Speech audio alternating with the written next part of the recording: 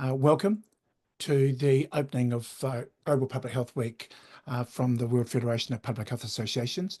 Nō reira, tuake ki te mihi atu kia koutou e hui mai nei I tēnei rā. Nō reira, ukunanga tera.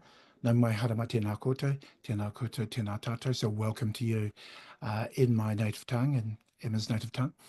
Hello across the world. Good morning. It's good evening from here in New Zealand. I'm Adrian Te Patu, and it's my privilege to chair the Indigenous Working Group of the World Federation of Public Health Associations. It's a privilege, particularly today, to chair this particular session as part of the opening ceremony. And before I hand over to the president of the Federation, I just want to congratulate you all for being part of this. So Emma, Waimaria Rawson-Te Patu, the president of the Federation, I'll hand it over to you. Nā koe, Adrian. Tēnā koutou, tēnā tātou katoa, tēnei te mihi atu kia koutou huri no I te ao, I te ata, I te ahia, I te pōrā nei, māku te mahi hei whakawātia o whakamana I a koutou I tēnei wā.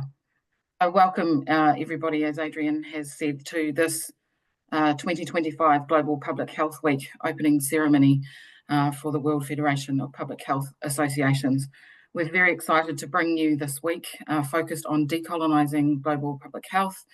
Very excited to be offering close to 80 events across the week and knowing that there are many other events happening driven by many other organisations across the globe on this subject this week. Really important moment in the world in terms of public health and what we do to lean into how we deliver public health, given some of the significant political challenges to our sector and our community.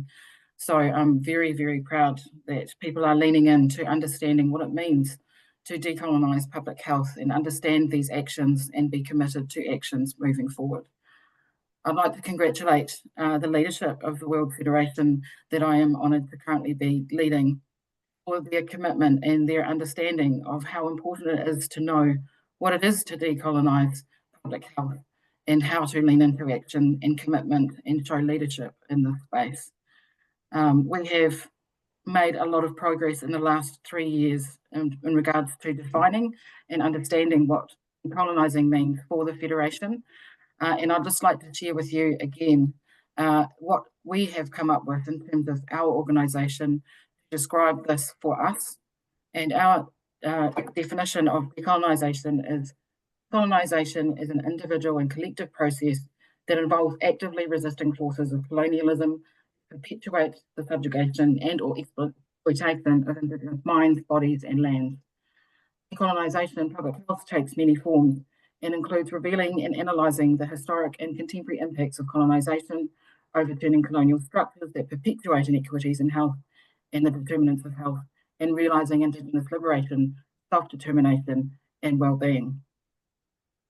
And so by owning this definition, we are able to lean into the actions that we need to commit to systems change and transforming the way in which we deliver our services and understand ourselves as public health practitioners.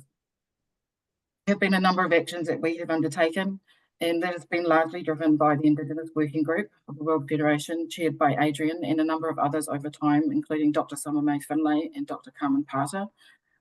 We're very privileged to have a really dynamic group of people working with us on helping us to direct the way in which we create resources and tools. And in particular, many of you may have seen some of the webinars we have held previously on this subject area. Very, very pleased again to acknowledge the allyship that we experience within the Federation and how important it is for people to understand what it is to be an ally. Because as Indigenous peoples, we represent about 6% of the population of the planet. It means that we cannot do all the work that is needing to be done to reduce the inequities that Indigenous peoples face. And so allyship is shown by Professor Bettina Borisch and Dr. Michael Moore, to name a few, who have been and are still in the leadership of this organisation, is really key to the success of all of the work we are aiming to achieve. I'm very pleased again to be part of this Indigenous working group who is putting into plan an action for embedding decolonising public health and what it is into the Federation so that it is a long-term plan of action. And very pleased to be working with Leigh, who's on the panel this evening, and she's helping us to create a roadmap which shows the work we have done, the work we have in place currently, and then also the actions that we wish to achieve in the future.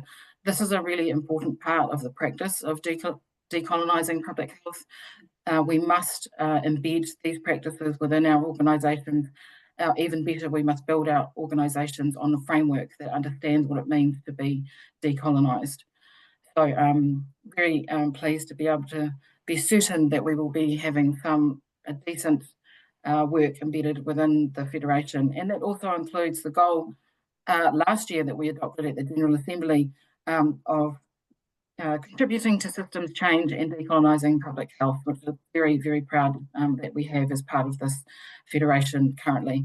We're hoping this year to have a number of other policy position statements accepted at the General Assembly, including one around Indigenous alcohol and another one on decolonising public health.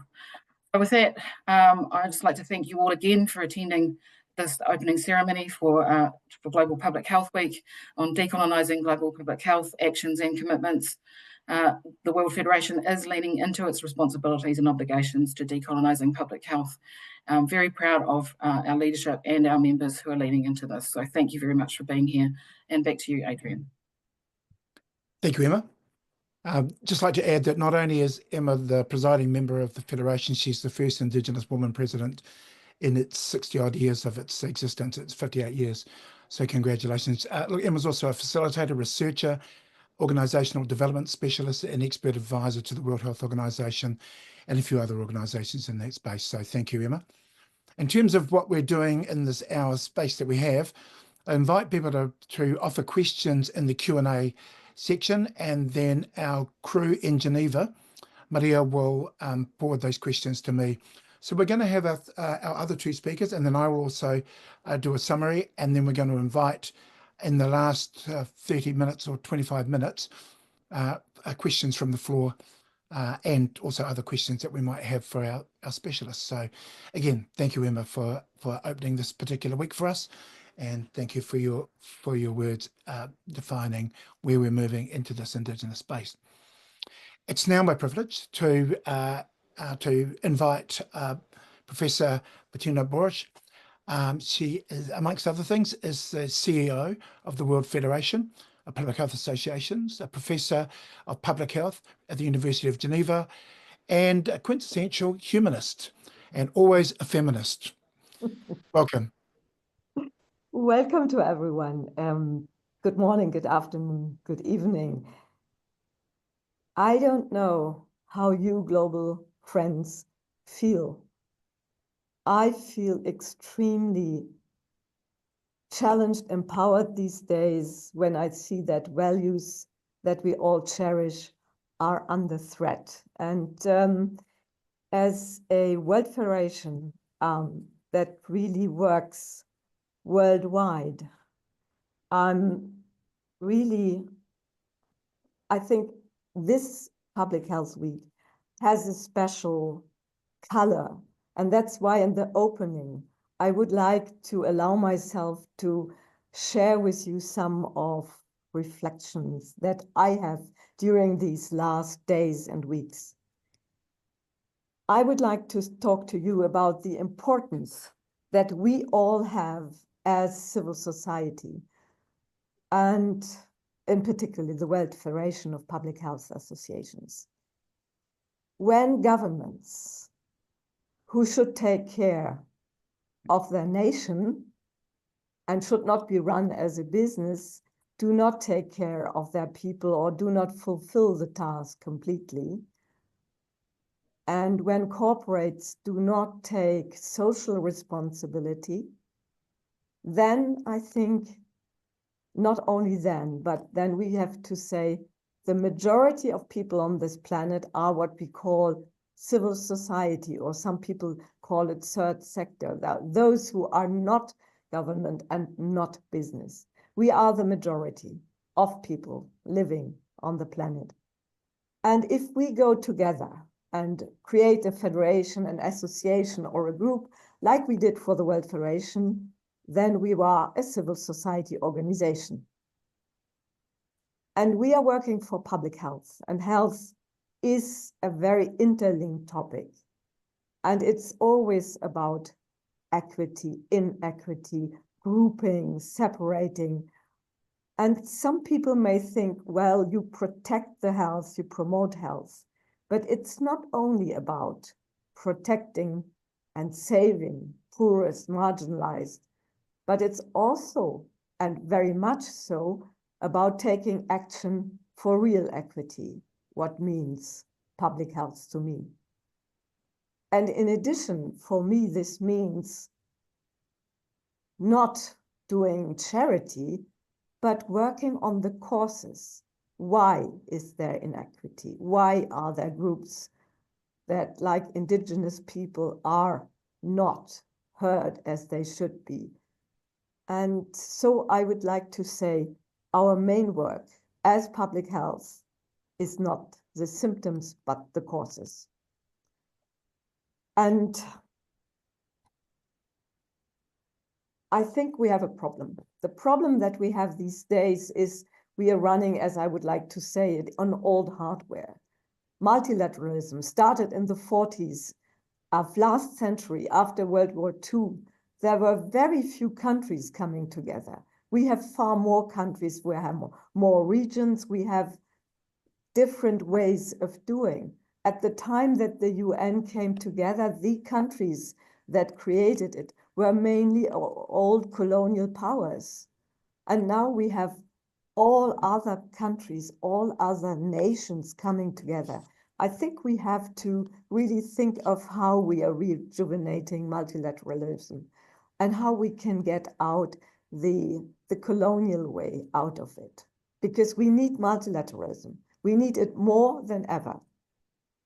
We also are using not all the knowledge of this world. We are just running with it perhaps 20% of the knowledge, which is mainly white, male, North American. And it excludes the Indigenous, it excludes all the other knowledges, the female versus more in the North, South, the places, the languages, so much knowledge. And we have to take care of the fact that also AI and other sources that we need to use will not continue to do so. And then we have, I think, to stop the emergency-focused paradigm, as I said, quickly run and do the symptoms over a development-based approach. Go to the causes. See where the real causes are. And another thing is, for the symptoms, we have a donor system that works like charity. If you're nice and kind, you'll get some sweets from me, my dear child. And this way isn't a good way because it bypasses governments and regulations and democracy. So there is something also that we can do inside our societies, that we develop more community acceptance. Just accept the others as they are and their voices where they are and where we need them. If I say more community acceptance, I come to a word that is difficult, solidarity. And solidarity means coming together and go against marginalization and injustice. But these days and always, solidarity isn't easy, and there are clever people who know that if we are not solidary, we are easy to govern. The Romans said, divide et impera. That means split people, and then you can tell them what they have to do because they are not together. So solidarity is something creating this sense of togetherness.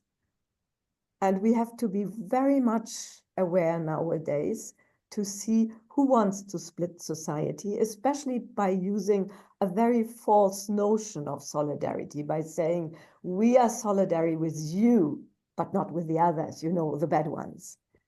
So my call today for us, who we are all working in this space of civil society.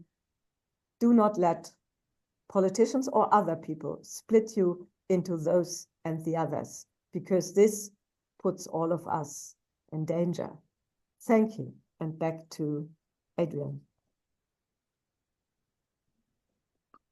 Thank you very much, Professor Borisch.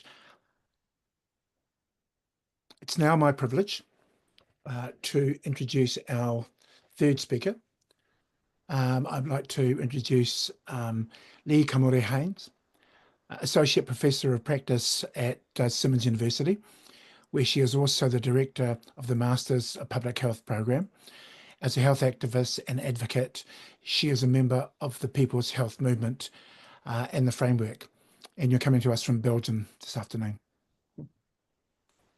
Welcome. Yeah, thank you so much. And thanks for the invitation to join this esteemed panel this morning, afternoon, evening, depending on where you are. The theme for this week is redefining equity, decolonizing public health for a healthier world. And we love this theme, and I feel very honored to be able to talk about it a little bit right now, and also some of the work that the WFPHA and the Indigenous Working Group has done to push forward that theme. Health equity, it requires a look at the social injustices that underlie health disparities. Sometimes we, only think about health disparities and kind of get caught up in the numbers, but we should also think about the many social injustices that lead to health disparities, and so many of them stem from legacies of colonization. And what did the colonizer do? Well, one of the major things was a reshaping of society, of the societies of Indigenous people all over the world, and imposed colonization and also shifted power relations so that the many suffered and the few got ahead and got the wealth and the resources. And so when we think about how we continue to live under systems of colonization, when we think about decolonizing, we have to think about that very actively. It's a process. It's a process that must be carried out in concert with Indigenous people and oppressed people who've been most affected by colonizing practices. And it requires an understanding of the history of colonization and how it manifests in the sites of our practices, whether we are healthcare professionals, whether we are lawyers, whether we are in government, whether we, work in social services. Colonization has shaped how our work happens, who gets benefits, who gets advantages, and who suffers disadvantage. And so we, as we do our work, have to imagine and reimagine how can we undo these unjust practices that stem from colonization. And so it's important for us to understand, like, decolonization, yes, it's something that we should understand, but it's also something that we have to do. And as Bettina said, and as Emma said, quoting the definition of decolonizing public health, it's individual actions and it's also collective actions. And so what might this look like? Just broadly speaking, it could look like how we teach our students and who we teach our students. What voices are we raising and lifting and amplifying? And also it might look like in policy development, what voices are lifted up, and do we do consultation, meaningful consultation with Indigenous people and people most impacted by the injustice that policies and law cause? And I mean, I think this always seems theoretical, but I don't think it is theoretical for disenfranchised and disempowered people. we have to think about how do we return power, the power that the colonizers took away. How do we return power to Indigenous people, and not power over, but power from within, and power to self-determine, power of autonomy, and develop and advocate for law and policy that upholds just practices. And so within WFPHA, there are actions underway that I think demonstrate some ways of thinking about decolonizing public health and decolonizing practice in a way that can help us redefine equity to focus a bit more on the injustice that underlies health disparities. And so, as noted, Emma is the first Indigenous president of WFPHA, and that puts the voice, it puts the voice, the experience, and the calls of Indigenous people at the forefront of an organization with some weight to do change. Also, in the WFPHA strategic goals, one of the goals is to contribute to promoting systems change and decolonizing public health. And that is seen in the work of the Indigenous Working Group. And also, I want to point out another strategic goal is growing and strengthening existing partnerships with groups or individuals who share WFPHA values. And one of those values is decolonizing public health. And finally, within the Indigenous Working Group, the working group has led on defining decolonizing public health and is issuing statements on Indigenous health. And one thing that I think is very significant is the work of the Indigenous Working Group, and Emma especially has been really creating links between Indigenous people to build power, kind of calling back to the solidarity that Bettina mentioned, because a tool of the colonizer is division and separation. So creating these links is a counterbalance to that division to overcome the power that's been taken away.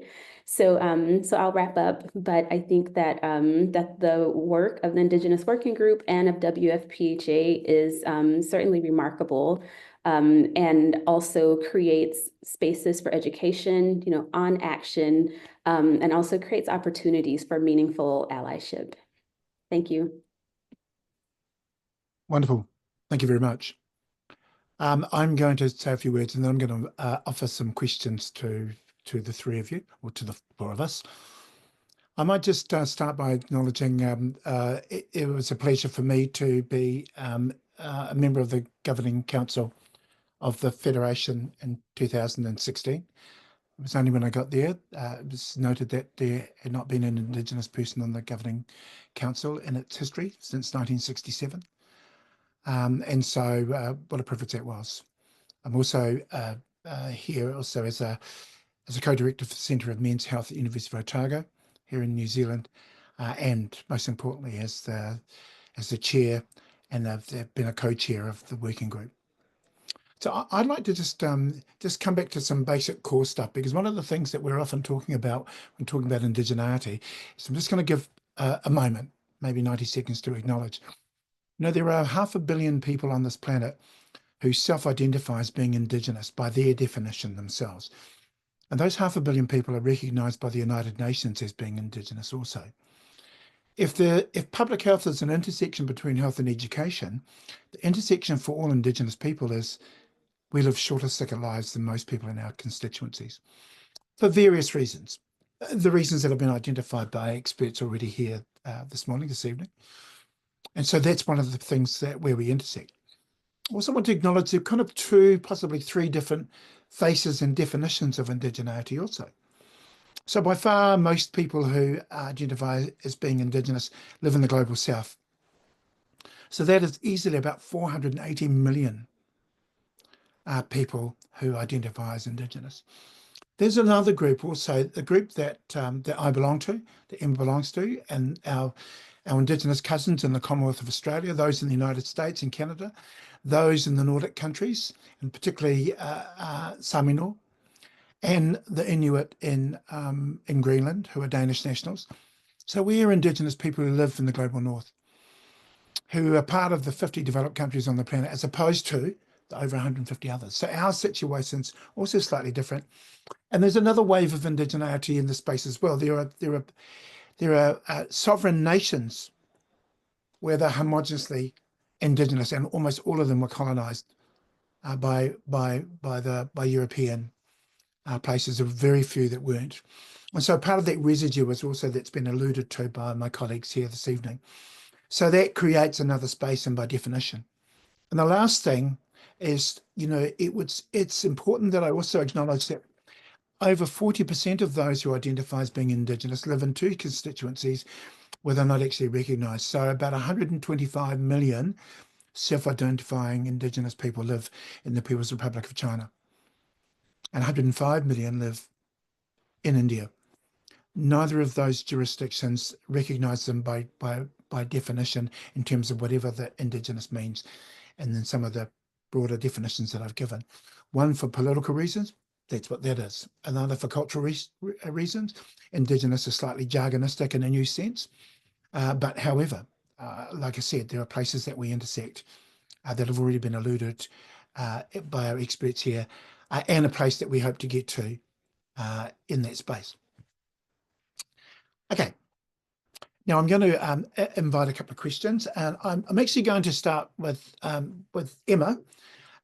Emma, so you've been essentially, your role as the president, there were 2 years as the president-elect, and then soon, next month, will be the anniversary of half of your term as the fully pledged president, and then you'll have one more year. Really notice that you've been on the road a lot in these 3 years. And so it's been conspicuous that you are being acknowledged and invited to participate in various fora across the planet. So, so would you like to give us what does that look like? Thanks, Adrian. What does that look like? I think the first thing I'd like to acknowledge is that it looks like there's appetite to have this conversation. And I think that that's what we intentionally set out 3 years ago, particularly, but even before that, when I say we, the Indigenous Working Group, when it was created during your time on the Governing Council, the intent was that we would help to socialise the notion of the importance of this kind of work, to help to grow and empower others to want to speak about it with each other, and then to be able to understand and implement actions. And so that was around 2017 when the working group was established. We hadn't at that time had the plan to have an Indigenous president, but we had planned that we would like to get a permanent seat on the Governing Council. So we're kind of, in some ways, we're making these things happen as we go along. But what's making it easier for us, and I'd say us, the Federation, to be able to lean into this work is because the appetite is very much in existence in many of the other sort of communities of public health, but not just public health, other complementary communities of people working towards true well-being for the population on the planet. And so I'm really excited by that. I'm really empowered by that. It is very real. I know often people think that, this is but as Leigh kind of alluded to, it's not just a philosophical exercise. We've been thinking and talking about this for many, many years, and actually now we're getting to see real action. And that is, in my case, people leaning in and inviting me to come and speak and share my knowledge and lived experience and our knowledge and lived experience around what this means. How do we create equity truly by authentically understanding what we're talking about? We talk about decolonizing, and it's been really well explained by both of these two other strong, powerful women on this panel with me. It's important, know your history, know your context, and then you'll be able to be truly reflective about the actions that you put in place. And so again, the travel that I'm doing for this year, which has already been, I don't know how many places I've been in already, and many more places to come. And it's just really exciting and encouraging to see people really leaning into, even in the face of all of the huge challenge politically that we are facing. And I think that that's even more exciting because people are not being hampered by these challenges, but they're actually leaning into what they know to be the right thing. So I'm really, really pleased to be part of that. Thanks, Adrian. Thank you, Emma. So, Bettina, you've been part of the Federation for a while, and you were CEO as a volunteer while having your professorial chair at the university. So I want to thank you for your volunteerism into that space before taking up this a formal role. So you would have seen a bit of change within the Federation. So what have you noticed with regards to the appetite, as Emma's alluded to, in the Federation with regards to this Indigenous place? And in saying that, I just want to acknowledge, particularly the last 4 years, the Secretary General of the United Nations and the Director General of the World Health Organization have been talking a lot at their General Assemblies about leaning into the traditional knowledge of Indigenous folk. So what have you noticed in the last 8 years since, particularly with the Federation?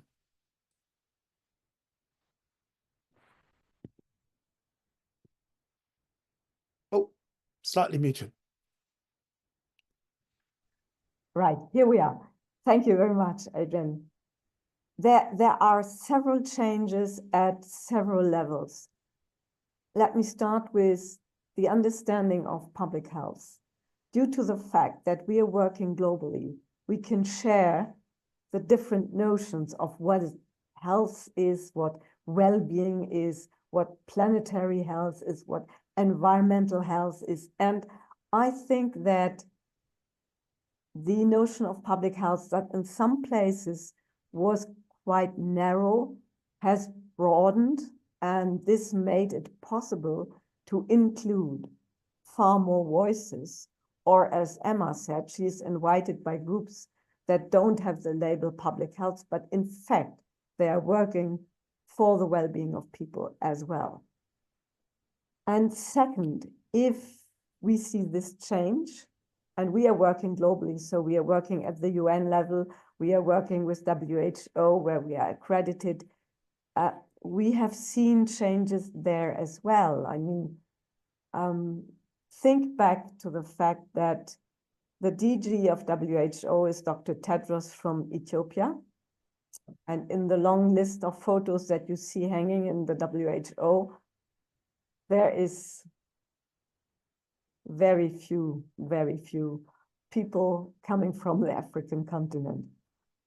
And the fact that at the organizational level, the visibility of the diversity of our world is increasing, I think, is an important change as well. And I think that also inside our federation, these changes have had their consequences. When I took over and had to move the head office from the US to Geneva, it was let me call it conservative organization with a lot of elderly white men, sorry to say that, and it stepwise changed. If you change the people on the level of governance, you will have changes in the content as well. This is inevitable. And I think these changes are far from being there where I would love to have them. But it is a way that I see and a process that's in the right direction. Now we all mentioned between the lines what's happening around us globally. And I think that through the things that are happening, the increase of, I would call it, patriarchal structures coming back is a wake-up call to all of us to strengthen, to work more, to work harder. Patriarchal structures doesn't mean man, but does mean power inequity, domination, And this should never happen, not inside an organization, not inside a civil society organization like ours, but never at the level of a UN, a global organization, or even a government or a corporate, the others. Governments should reflect their population. That's why if governments still have only, or parliaments only have 20–30% females, this is not reflecting. And I think we as a World Federation are on a good way, but we are inside a global system that now needs our help and our work. Back to you. Yes, thank you. And it's noticeable every day with comments coming out from leaders, also acknowledging, the leaning right of a number of sovereign nations, particularly in Europe and others that are on the edge of moving to that right space. That in so many ways that's slightly incongruous with the things that we hold strong and true to in terms of collectivism and what those things mean. So Leigh, one of the things that I know that's excited us in the working group, and other times when Emma and I have had the privilege of being with you in the States and other places, is that you represent a number of organizations really. And so not just the Global Health Alliance, but also other stuff that you're doing with Hesperian Health Guides, the USA, and VMOS in the Netherlands, right? And so one of those things that is around, you would be able to see some of the challenges that organizations face in, as Emma said, leaning into this particular space. So as someone who's involved in a number of organizations, what are the challenges that their perceived challenges, and how have you supported them or been involved in supporting organizations through that? Yeah, thanks for that question. I think that one of the major challenges, and this is something that Bettina said or alluded to, is, and also what when you were explaining or describing the nuances of what indigeneity means globally, there is this kind of on or off. It's kind of like all or nothing. And so in many of the organizations that I work with, it sometimes comes down to like whether or not the government supports the work of the organization, whether the government will fund the work of the organization. And it's and so there's very much a dilution or a lack of understanding of how working globally to support, for example, Indigenous or decolonization work, or supporting Indigenous groups globally, for example, in the Global South or within the Global North. And for example, I'll say our own countries, like my country of the US, the government is just like, no, that doesn't help us. And us is becoming, as Bettina said, patriarchal. It's becoming also kind of going back to white supremacy, enforcing racist practices.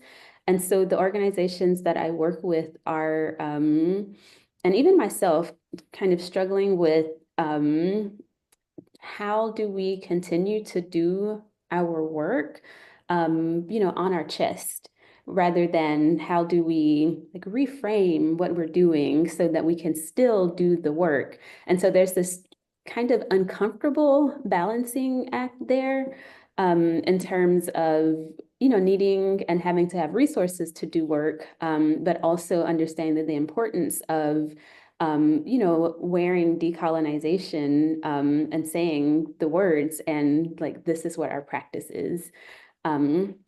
So yeah, so for me, and I guess what I've been trying to do is, just processing, but also finding places or making connections, because like I mentioned earlier, the work of the Indigenous Working Group has been finding the connections across the globe between Indigenous peoples to be able to build that power, to share resources and knowledge in order to continue to do this work. And I think that that's really where the strength lies to move forward. Nice. And actually that reinforces the statement that you've all made. And I just want to ask Emma, there are some strategic alliances that you've managed to nurse in this part of in the last 3 years particularly. Would you like to describe some of those alliances? Yes, thanks, Adrian. Very much. As Leigh has noted, and as Adrian has just asked me to talk about, we have a significant relationship with a group out of Washington, DC, which is called the Indigenous Determinants of Health Alliance. This group of people is chaired by Mr. Jeffrey Roth, who's also an expert member on the United Nations Permanent Forum for Indigenous Issues. Jeffrey and I met maybe just over a year ago, and it was intentional that we created a partnership so that we could support each other in the work that we were both doing, recognising that we both worked in significant spaces that could have an impact in the UN and certainly in the WHO. I think this is what's really important too to note, particularly about the Federation, is that we do have representation on the Executive Management Board of the WHO through Bettina, and that means that we have a significant impact into making recommendations to the WHO directly, as well as many other places where we have impact. And as a mainstream organisation, to be able to have doors open and spaces at tables that Indigenous groups just don't get.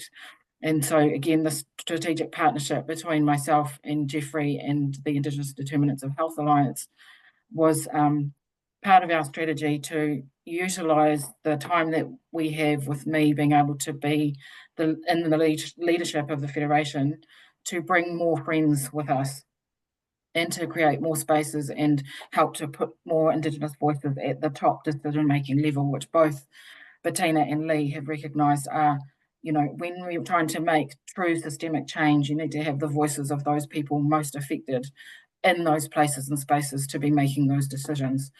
So we're really pleased also to say that the Indigenous Determinants of Health Alliance have become the first all-Indigenous group to become associate members of the Federation. So that also demonstrates change from the Federation point of view, that these are the types of groups that are wanting to come and be aligned with us. This is not an easy call for an Indigenous only group to become a member of an association like ours. So I take heart in the fact that they have chosen to do that, and that we continue to work in partnership, strategically working together in spaces and sharing spaces as much as we can with each other to support each other's work. Please feel free, anyone watching, listening, go online. There's a website. They have created some significant resources, and I know there was a question in the chat earlier about resources. And so please go to the Indigenous Determinants of Health Alliance website, have a look at some of the video material of the different people that are parts of this alliance doing different interventions at the UN and other places. There is work there written on the Indigenous Determinants of Health, and also how to operationalise the Indigenous Determinants of Health, and then also some work around indicators to evaluate your progress in operationalising the Indigenous Determinants of Health. So a really fantastic body of work contributed to by 30 different Indigenous peoples representing the 7 regions of the UN. So again, this is just one of the partnerships that we have intentionally worked on. There are others. And so again, going back to what Bettina and Leigh have both spoken about, the importance of solidarity, and overarching that, the importance of relationship. I think the advantage of the public health community is the way that we do have relationships differently, but we can do more and we can do better. And that then comes back to consistently reflecting on how we personally practice and what sort of choices are we making in the relationships that we're having and the conversations that we're having, and are they strengthening all of the things and all of the people around us. Thanks, Adrian. Nice. It's all about relationships. everything's about relationships. And I want to just invite Bettina. So one of the things that our working group is that we favour and we invite Indigenous people to be part of the activities and be members of our working group. We also acknowledge the importance of having allies. So non-Indigenous people. So we have non-Indigenous interns. We have significant people, and then they respectfully know where they fit without being too pushy, if you like. So you travel the globe a lot.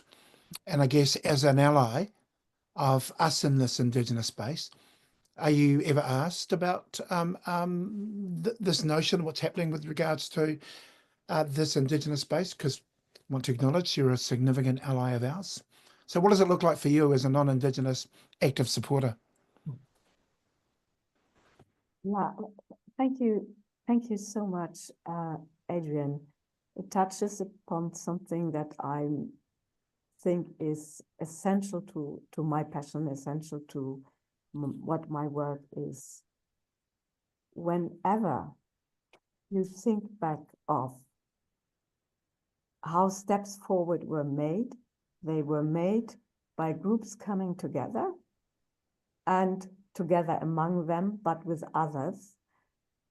I think that, for example, women would never have got the right to vote if they wouldn't have come together to fight for it, but also have allies with men saying, yes, even in Switzerland, it could be good that it should be a part of human rights that they vote. If we think of the Black people's movement, especially in the US, it was only possible due to the fact that there was a group, a strong group, but not only the people themselves, the concerned people, but those who understood that if we single out one group, one day or the other, I may be singled out as well.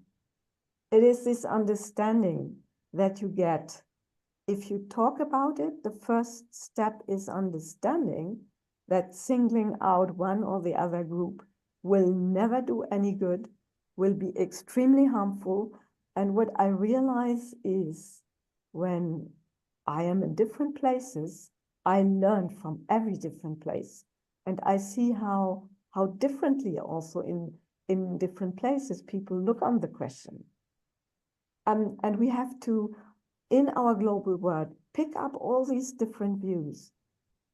Some places indigeneity is not even a topic, but then when you learn, you will understand how important it is. In other places, it is a topic, but dealt in a different way as we or other places do. So you talked about Sami in the north of Europe. It is completely different how Norwegians or other Scandinavian nations look at it. And it is, I think, the fact that the group itself, plus the ones that are the others, work together, that promotes. How will you ever learn if you just stay in one knowledge group? That's about what I said at the beginning. The knowledge sharing is so important. And you can only share knowledge if with your issue, you come together with others. They will learn and step by step take up the new knowledge they have. And maybe then advocating for the issue that you have brought up. And I think that's happening with indigeneity. As we have seen, it went up to the UN level last year.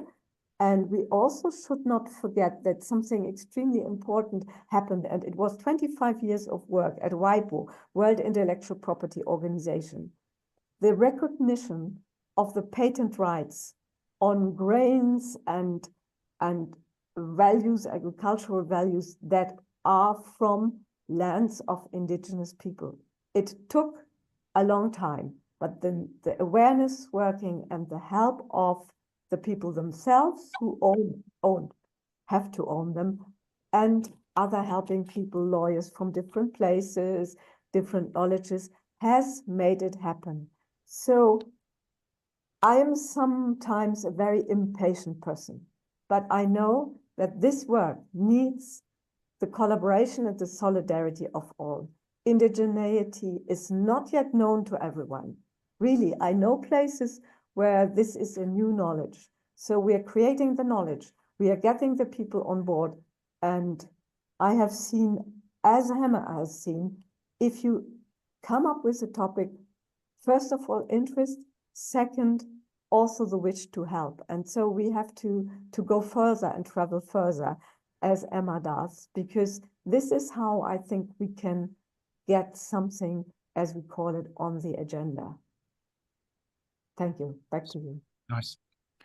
Well, Tim, look, I'm going to take a question, and I want to thank Chantal Youssef from Lebanon for offering the question. And Chantal is a global health and social science researcher in Lebanon. I once asked a question of the panelists, asking for any references, books, papers, etc., about decolonizing global public health, as they're trying to, as student workers with an advocacy group, trying to make the concept of global health and its application in academia and the humanitarian field more familiar to people in Lebanon. Now, that might be a big, might take a while. In fact, I might, if you're not satisfied, I'd like you to get in contact with our office, and then we can send some more of that stuff out. But I'll open up for our team to answer Chantal Youssef's question. Thanks, Adrian. I provided an answer in the chat, but it'd be good to let everyone else know as well.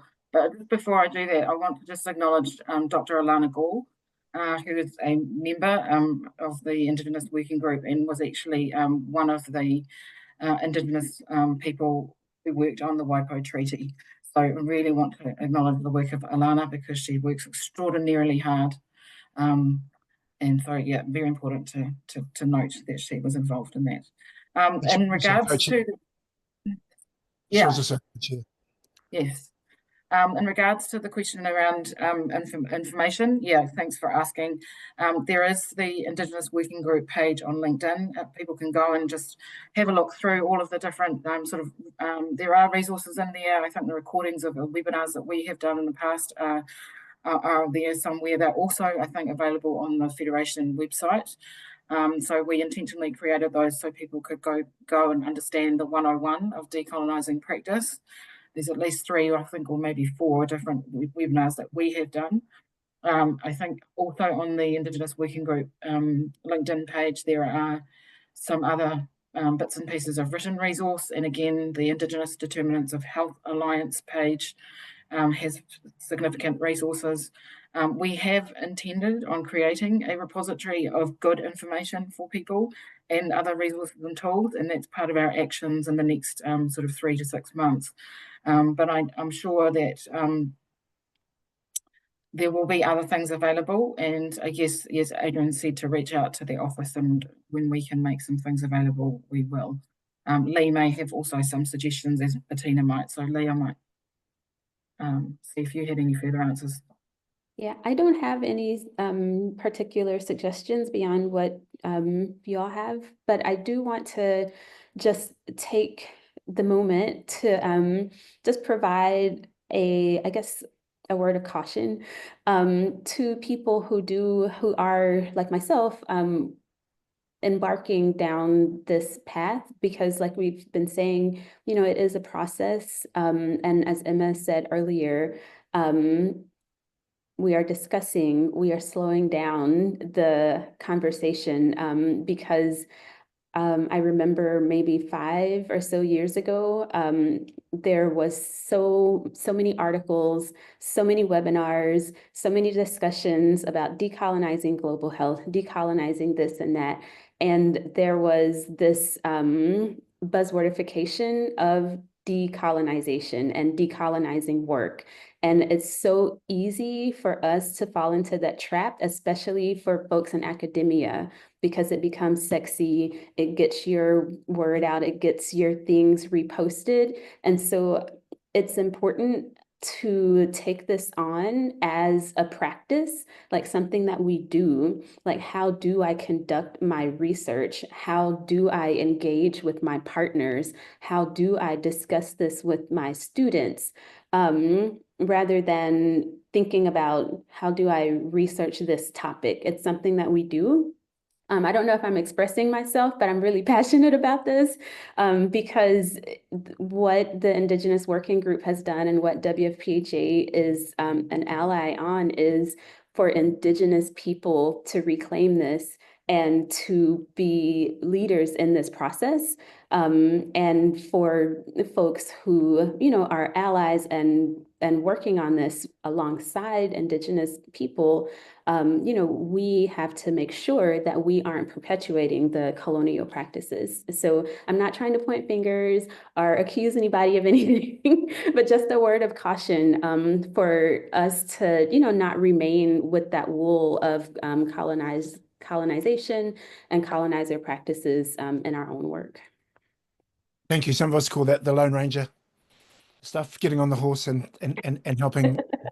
Yeah. Helping the people. It's okay. It's taken a while. We're now into that space, and we're working out what this looks like at the same time.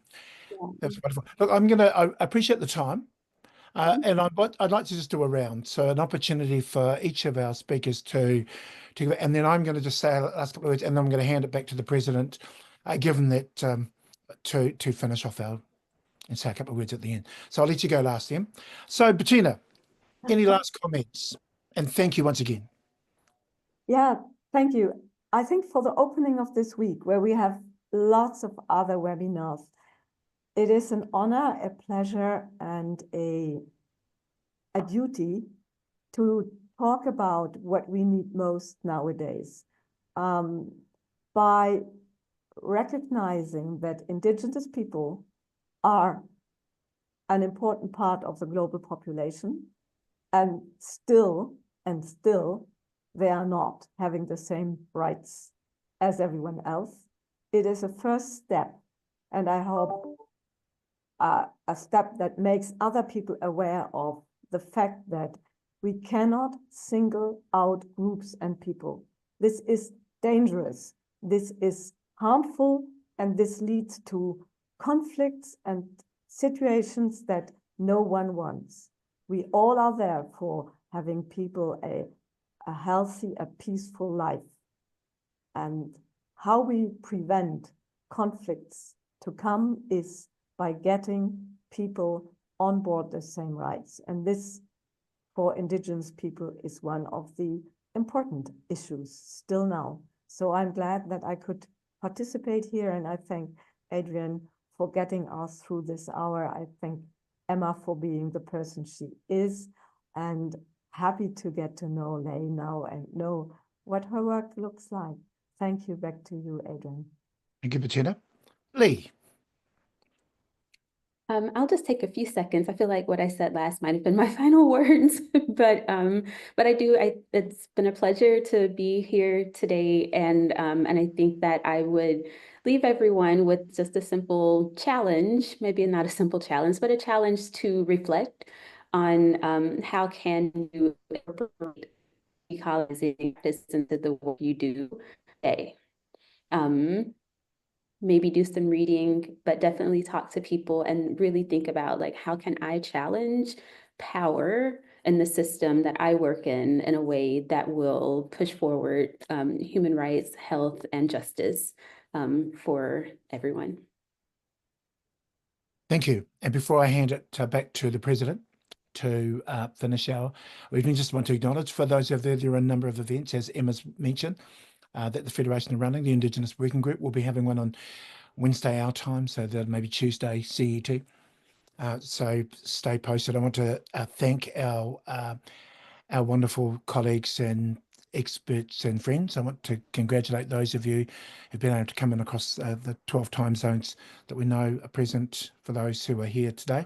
What a privilege it is to be part of not just the working group, but the Federation as well. And so in saying that, I've got one more of those statements. One of the things that's always a challenge is, so Emma is the presiding member, she's the president of the Federation. it creates an interesting space around whenever she does what she does for the Federation is first and foremost. But is it? Given that she's an Indigenous leader as well. Must be a dichotomy and a challenge for you sometimes, Emma. So I'll hand it to you as our presiding member. And thank you all for being part of this this morning, this afternoon, today. Kia ora, Adrian. Thank you. And thank you for the wonderful chairing. It's really been a wonderful session. And I'm really pleased to be in good company with Bettina and Leigh both. And to see, you know, in my screen anyway, these three amazing women getting to do this work together. And I think that that's the overarching message, is how we do things together in partnership, in relationship. And there's a word that I talk about, which from our culture, which is manaakitanga. So the idea of manaakitanga is to look after, to host, or to, in the way that I describe it, to give without expectation of return. And essentially, if we think about that in reflection in our practice, what am I doing to give in terms of wanting to see the best results for all the people around me? I will receive goodness in kind, but it is about what can I do to help others. And essentially the catchphrase that I use is be a good human. So just really encouraging, you know, this theme of relationship. How do I be the best I can possibly be in the craft that I've chosen to do? And how do I be a good human? So thank you very much, everyone, for joining us today. It's been a real pleasure. And I'm so excited that this whole week is focused on decolonising public health, with all of the webinars that are available and events that are available to you. And that is, again, as has been alluded to, close to 80 events for the Federation this week. So thank you. And I'll go back to you, Adrian, to close.